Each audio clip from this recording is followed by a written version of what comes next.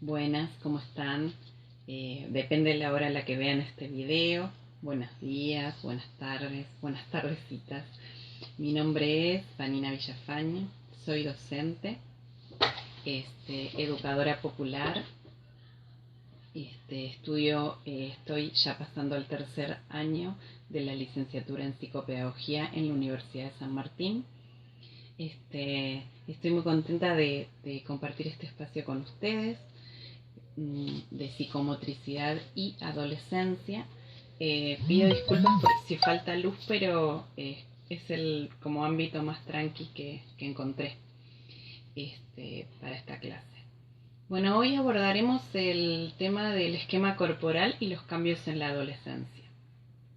Abordaremos la óptica biológica y los cambios psicológicos en la adolescencia. En la bibliografía que a ustedes les va a llegar, nosotros tenemos una óptica de Rodulfo, que es básicamente la óptica psicológica, y después una óptica biológica a cargo de otro autor.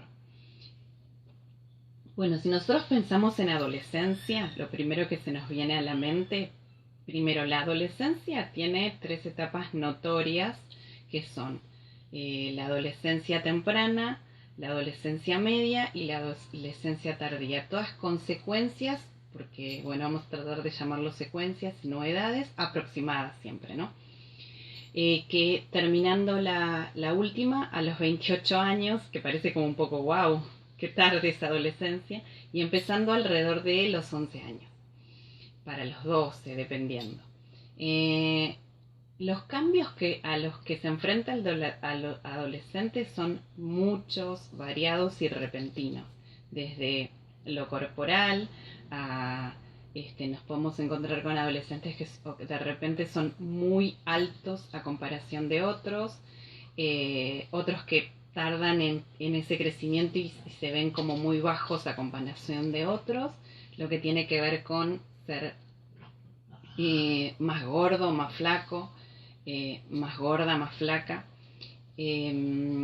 Y después tenemos lo que viene acompañado de esa maduración biológica del orgánico, es la entrada a lo que tiene que ver con la maduración genital. Bueno, entonces, citando este tema del cuerpo, que el cuerpo va cambiando y las modificaciones en el adolescente, por eso no es de extrañar que muchos adolescentes tengan frecuentes incertidumbres sobre su imagen corporal, por ejemplo, tener una imagen distorsionada, alguna parte de su cuerpo, o tener crisis hipocondríacas, e incluso sensación de extrañeza y de no reconocimiento al mirarse en el espejo. Frente a estas diferentes situaciones que le acontecen, el cuerpo social para el adolescente, el grupo, es muy importante. Pero también dentro de ese grupo, que si nosotros nos podemos imaginar ver a los adolescentes ya casi de la secundaria siempre manejarse en grupo tanto en los recreos, tanto para ir a hacer alguna actividad que sea extraescolar o el fútbol, etcétera. Esa inscripción intrapsíquica de ingresar al nosotros trae en el adolescente también ciertas complejidades que tienen que ver con el tema de seré lindo, no seré lindo, y ciertas competencias en las cuales los adultos tenemos que tener una mirada como padres y profes en el tema de las, por ejemplo, perturbaciones de conductas alimentarias, que puedes irse del hambre intenso a no comer nada. Entonces eso puede tener que ver con la obesidad o con la anorexia. Las alteraciones del sueño, como ser el insomnio, la parasomnia, hipersomnia, sonambulismo, terrores nocturnos, pesadillas, bruxismo o despertar confusional. Después de nombrarles esto, obviamente nosotros podemos pensar o buscar en nuestra propia historia cómo nosotros abordamos la adolescencia, qué cosas nos beneficiaron y qué cosas nos perjudicaron, y en base a eso o aplicarlo en nuestra práctica profesional, siempre que es desde una mirada interna y no comentándoselo a los pacientes. Bueno, Acá retomo al autor Rodulfo, que es realmente muy interesante toda su obra. Dice que la adolescencia es la metamorfosis. La esencia, por ejemplo, el pasaje del jugar al trabajar. ¿Qué sería el jugar al trabajar? Sería una metamorfosis, o sea, cambio, que no se realiza, sino que se afecta, está todo afectado lo que tiene que ver con el orden del deseo en ese futuro adulto. La presencia del desear puesta en el juego, el deseo inconsciente, atrae un plus de alegría y plus en el goce futuro de trabajar. Para traducir lo que dice Rodulfo, es que el adolescente tiene un trabajo psíquico que es poner en juego, en el campo del jugar, el deseo. Por ejemplo, podemos ver hoy en esta etapa que tiene que ver con el tema de los más conectados en las redes por el tema de que estamos en contexto pandémico, como muchos adolescentes juegan y por ejemplo, los podés ver como ensimismarse en ese juego y mezclar la realidad con ese juego fantástico y están apasionados, forman clanes, se pelean, se angustian. Bueno, eso es poner el juego, el deseo, en el campo del jugar, que va a estar relacionado, que todo ese juego va a ser un pasaje del ideal del yo al yo ideal, y ese futuro adulto es muy probable que elija un trabajo en donde esté puesto su deseo. De esa manera sea como más llevable. Después habla de la pseudoadaptación, destino, harto común, división patológica de jugar y trabajar, jugar, que podría ser la virtualidad de trabajar, adoptar al sujeto a los deseos del campo social, personas, y por ejemplo, si no estuviese en juego el deseo, surgen personas pasivas, desprovistas del placer libidinal, y puede generar depresiones. Aparentemente vemos un sujeto que dice yo soy feliz, sí, va todo bien en el trabajo, pero es parte de una adaptación a una realidad que en realidad no lo es.